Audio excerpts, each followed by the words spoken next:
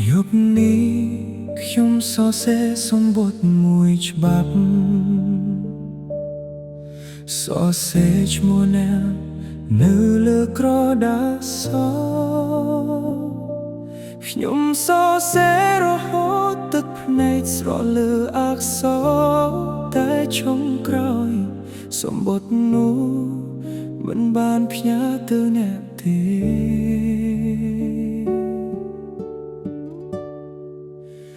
មានពាក្យជាច្រើនដែលខ្ញុំមិនបាននិយាយមានអារម្មណ៍ជាច្រើនដែលខ្ញុំលែងទុកខ្ញុំគិតថាយើងនឹងមានថ្ងៃស្អែកតែស្នេហ៍យើងបញ្ចប់លឿនជាងសូបិនខ្ញុំមិនសុំ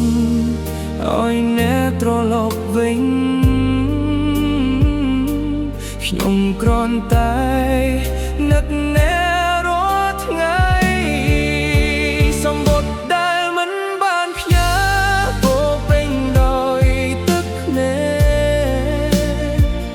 គ្រប់ពាក្យក្នុងនោះសុទ្ធតែជាពាក្យស្រឡាញ់សំបុត្រដែលមិនបានផ្ញើមិនបានអ្នកនឹងបានអានឬអត់តែបេះដូងខ្ញុំនៅតែរងចាំអ្នក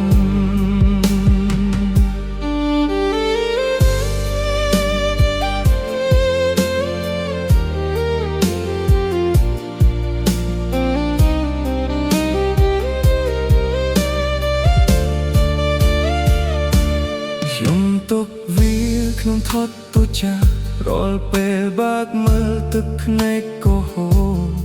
មិនមែនព្រោះខ្ញុំខ្សោយតែព្រោះខ្ញុំស្រឡាញ់អ្នកពេ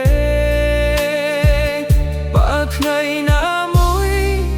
អ្នកបានដឹងការពិតសូមដឹងថាខ្ញុំមិនដែលខ្វល់ចិត្តអ្នកទេស្នេហ៍របស់ខ្ញុំនៅស្មោះដដែលសំបុត្រដែលមិនបានផ្ញើនឹងនៅជាមួយខ្ញុំរហូតដល់ថ្ងៃដែលខ្ញុំលែងមានដង្ហើមសំបុត្រដែលមិនបានផ្ញើគឺជាសាក្សីនៃស្នេហ៍ដែលមិនបានបញ្ចប់ដោយពាក្យលាប្រសិនបើថ្ងៃណាមួយអ្នកបានអានវាអ្នកនឹងដឹងថាមាននោះអ្នក